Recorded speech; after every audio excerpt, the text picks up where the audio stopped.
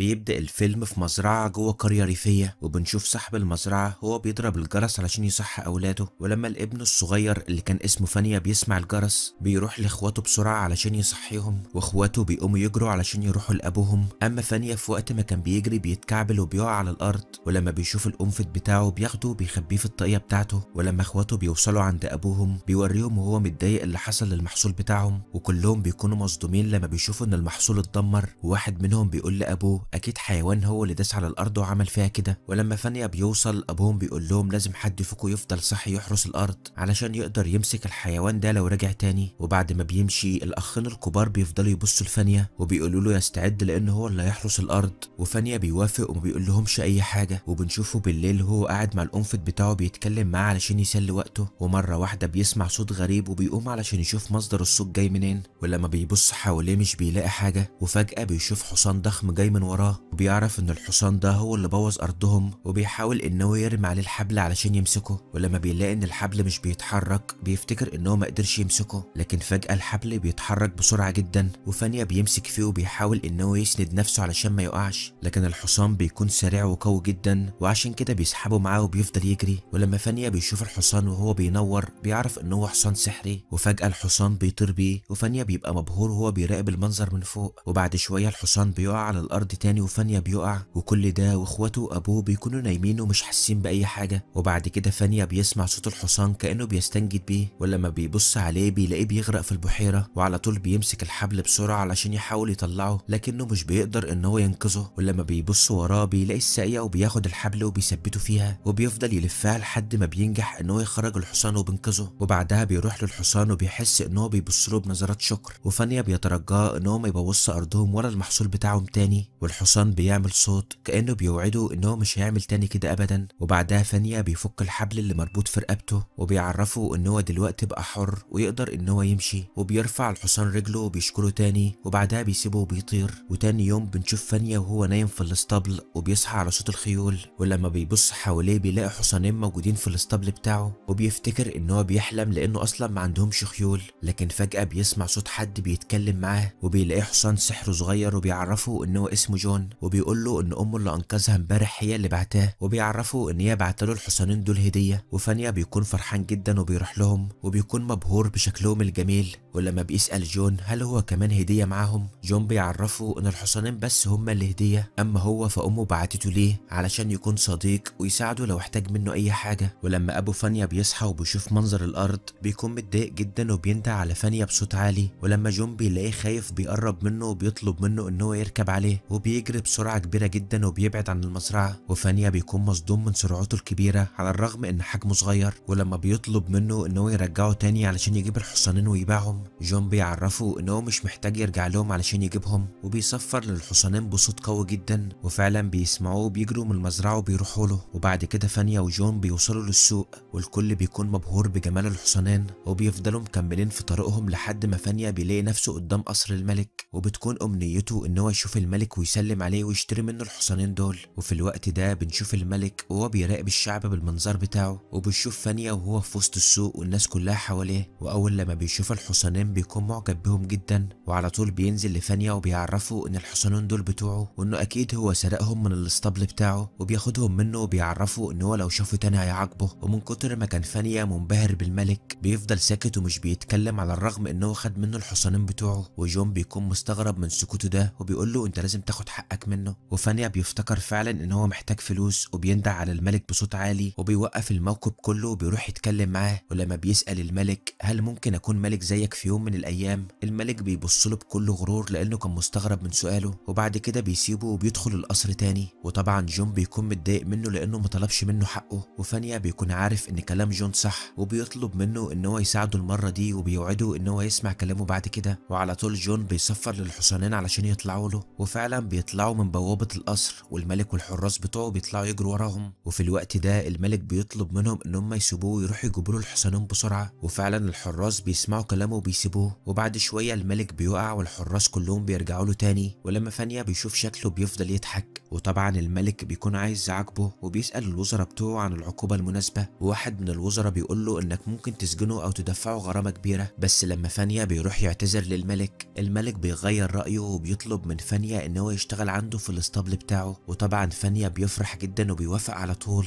وبيدخل القصر مع جون والحصانين بتوعه. وفي الليل الملك بيحلم ان فانيا بقى هو الملك، وانه كمان بعدها اتعدم. وطبعا بيصحى من النوم وهو مفزوع، وبسبب الحلم ده بيفضل يراقب فانيا، وحس ان هو بيكرهه جدا ومتضايق من وجوده، وكان بيتمنى ان هو يشوف اي طريقه يخلص بها منه من غير ما الشعب يقول عليه ان هو ملك ظالم. وفي الوقت ده الوزير بيقترح عليه ان هو يبعته يدور على طائر النار، ولو فشل في المهمه دي هيكون في سبب انك تعدمه، وبكده محدش من الشعب هيغلطك ولا يقول عليك ظالم. والملك بيفرح جدا بالفكره دي وبيوافق. وفانيا بيبدا ان هو يجهز حاجته اللي هياخدها معاه في اول مهمه بيطلبها الملك منه، ولحد الوقت ده ما كانش مستوعب خطوره المهمه دي. وبعدها بيتحرك هو وجون وبيروحوا على المكان اللي فيه طائر النار علشان يمسكوه، وبيفضلوا طول الليل مستخبيين وبيراقبوا المكان عشان لو ظهر، وبيرموا له فاكهه وجوز هند وبيكونوا حاطين له فيها مخدر. وفجاه الطائر بيخرج من تحت الارض، وفانيا بيكون مصدوم من شكله، وبيشوف الطائر وهو بياكل من جوز الهند، وبعد شويه بينام. وفانيا بيفضل يسحف جون بسرعه علشان يمسكوه، لكن الطائر بيفوق وبيشوفهم وبيقرب من فانيا. واول لما فانيا بيشوفه بيطلع يجري، والطائر كان خلاص هيمسكه، لكن بيقدر جون ان هو يبعده عنه وبيوقعه على الارض. وفانيا بيكون معاه اخر واحده من جوز الهند، ولما بيرميها له الطائر بياكلها وبينام وبيقع في الميه. وتاني يوم فانيا بيكون قدر يخرج الطائر من الميه وبيربطه بالسلاسل اللي معاه. ولما فانيا بيشوف الطائر وهو بيبكي بيكون صعبان عليه جدا، وبيقرر ان هو يشيل السلاسل علشان يحرره. واول لما بيعمل كده الطائر بيطير، لكنه بيحب يشكر فانيا وبيرمي له ريشه من الريش بتاعه. وفانيا بيقرر ان هو ياخد الريشه ويرجع للملك علشان يثبت له ان هو قدر يمسك الطائر ده فعلا. وجون بيحذره لانه كان حاسس ان الملك مش هيصدقه، وبيعرفه ان الملك لو حس انك فشلت في مهمتك هيقتلك. وفعلا بيطلع كلام جون صح، لان اول لما فانيا بيرجع للملك من غير الطائر بياخدوا له المنصه علشان يعدموه قدام كل الناس. وفانيا بيبدا يحكي لهم على كل اللي حصل، بس لما بيطلع لهم الريشه بتكون ريشه عاديه ومش بتنور. وطبعا كل اللي موجودين بيفتكروا ان هو كذاب، وللاسف جون ما كانش قادر ان هو يساعده ويعمل له حاجه. لكن فجاه الريشه بتنور وطائر النار بيظهر قدام كل الناس، والكل بيعرف ان فانيا فعلا كلامه صح، وان الطائر ده موجود ومش مجرد اسطوره. وبيفضلوا يهتفوا باسم فانيا، وما كانش قدام الملك غير ان هو يصلح موقفه علشان منظره قدام الناس، وبيعفوا عن فانيا وكمان بيديله مكافاه. لكن بعدها بيجمع كل الوزراء علشان يشوفوا طريقه تانية يخلصوا بها من فانيا. والمره دي الوزير بيقترح عليه ان هو يبعته مهمه تانية، وانه يخليه يروح لملكه الجليد ويقنعها ان هي ترجع معاه علشان تتجوزك. والملك بيعجب بالفكره دي لانه كان شايف ان هي مهمه مستحيله، لان اصلا صعب ان فانيا يوصل للمكان اللي عايشه فيه الملكه دي. وكالعاده فانيا بيوافق ان هو يروح المهمه على الرغم من صعوبتها، وبنشوفه هو وجون وهما بيتسلقوا الجبل لحد ما بيوصلوا للبوابه. والغريب ان هما مش بيلاقوا اي حراسه هناك، وفانيا بيفتكر ان هو يقدر يدخل القصر بسهوله، لكن اول لما بيدخل بيتخبط في لوح جليدي شفاف ومحدش فيهم بيبقى عارف هيكسره ازاي. وفجاه بتطير ريشه طائر النار وبتقدر ان هي تسيح لوح الجليد وبتحوله لميه، وجون بيتزحلق وبيقع من فوق الجبل. ولما فانيا بيفضل يبص حواليه مش بيلاقيه، حتى بعد ما بيندى عليه ما بيسمعش اي رد منه. وبعدها بيدخل القصر وبيلاقي ان في بنات كتير موجوده جوه توابيت جليديه، وفانيا ما كانش عارف انهي واحده فيهم تبقى ملكه الجليد.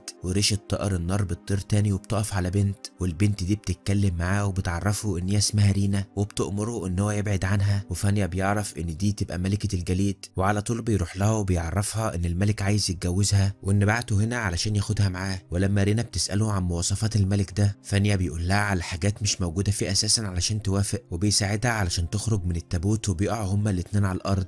وفانيا بيفضل يبص لها باعجاب وبيقول لها ان الملك هيبقى محظوظ لو اتجوزها. وفي وقت ما كانوا ماشيين بيتفاجئ لما بيلاقيها بتنط من فوق الجبل، وعلى طول بينط وراها من غير ما يفكر. واول لما جون بيشوفهم بيطلع الجناحين بتوعه علشان يروح لهم بسرعه، ورينا من تعبها بتفقد الوعي. ولما فانيا بيشيلها وجون بيلاقيه بيسرح في ملامحها الجميله، بيحذروا لانها المفروض هتبقى عروسه الملك. وبعدها بينزلوا من على الجبل وبيقعدوا يستريحوا في الغابه، وفانيا بيفضل برضه يراقبها وهي نايمه. وجون بيكون متاكد ان فانيا معجب بيها، ولانه كان خايف عليه بيطلب منه ان هم يسيبوها هنا ويمشوا، وبيأكد له ان هو كده هيقع في مشكله كبيره. لكن طبعا فانيا بيرفض ان هو يمشي ويسيبها. وفي الوقت ده رينا بتكون فاقت وبتسمع كلامهم وبتعرف ان فانيا معجب بيها. وتاني يوم بيوصلوا للمملكه والكل بيكون منبهر من جمالها، والملك ما كانش مصدق ان فانيا قدر ينفذ المهمه دي هي كمان، وبيضطر ان هو يكافئه تاني لان الناس كلها بتكون معجبه بشجاعته. وفي الليل فانيا بيقدر ان هو يروح لها، ولما بيندى عليها بتفرح جدا وبتروح تفتح بيفتح له الشباك، ولما بيقدم لها ورده رينا بتساله هو بيعمل ليه كده، لكنه ما بيلحقش ان هو يرد لان الباب بيخبط، ورينا بتفتكر ان الملك هو اللي بيخبط وبترمي الورده وبتقفل الشباك بسرعه. لكن اول لما بتفتح بتلاقي ان مصمم الازياء هو اللي رايح لها، وبتلبس اجمل فستان علشان تروح تقابل الملك. وكانت الصدمه ليها لما بتلاقي ان الملك راجل عجوز، وبتحاول ان هي تشوف اي طريقه تخرجها من اللي هي فيه، وبتعرف الملك ان هي عمرها ما هتتجوزه غير لما يقدم لها خاتم جدتها، وبتعرفه ان الخاتم ده وقع في المحيط من سنين. وكالعاده الملك بيطلب من فانيا ان هو يروح يدور على الخاتم ده ويجيبه، ولما بيوافق من غير اي تفكير جون بيكون متضايق من تسرعه وبيكون عايز يساعده، وعلشان كده بيتواصل مع امه، وعن طريق الرياح امه بتعرف مكان الخاتم ده وبتعرفه ان هو في بطن حوت عملاق. وتاني يوم بيتحركوا هما الاتنين على البحر علشان يلاقوا الحوت ده، وفانيا بيقع بالغلط من على ظهر جون، واول لما بينزل الميه بيشوف الحوت هو مربوط بسلاسل ضخمه، وبيطلع بعدها من الميه وبيعرف جون مكانه بالظبط. ولما بيروحوا لعنده بيلاقوه ضخم جدا وظهره بيكون شبه الجزيره، وفانيا بيلاحظ ان الحوت عايز يقول لهم حاجه، ولما جون بيترجم كلامه بيطلع ان هو بيحكي لهم قصته وبيعرفهم ازاي اتربط بالسلاسل دي، وبيقول لهم ان الصيادين هم اللي عملوا فيه كده علشان يعاقبوه، لانه من سنين كان بيبلع ويغرق السفن وما كانش عارف ان ده غلط، وبيترجاهم وهو بيبكي ان هم يشوفوا اي طريقه يحرروه بيها. وطبعا بيكون صعبان جدا على فانيا، وبتجيله فكره وبيطلب منه ان هو يحاول يعطس علشان يكسر السلاسل دي، وبكده هيقدر ان هو يخرج السفن والخاتم اللي جواه. وجون بياخده على ظهره وبيطيروا وبيدخلوا خياشيم الحوت، وبيقدروا ان هم يخلوه يعطس، وفعلا بيكسر السلاسل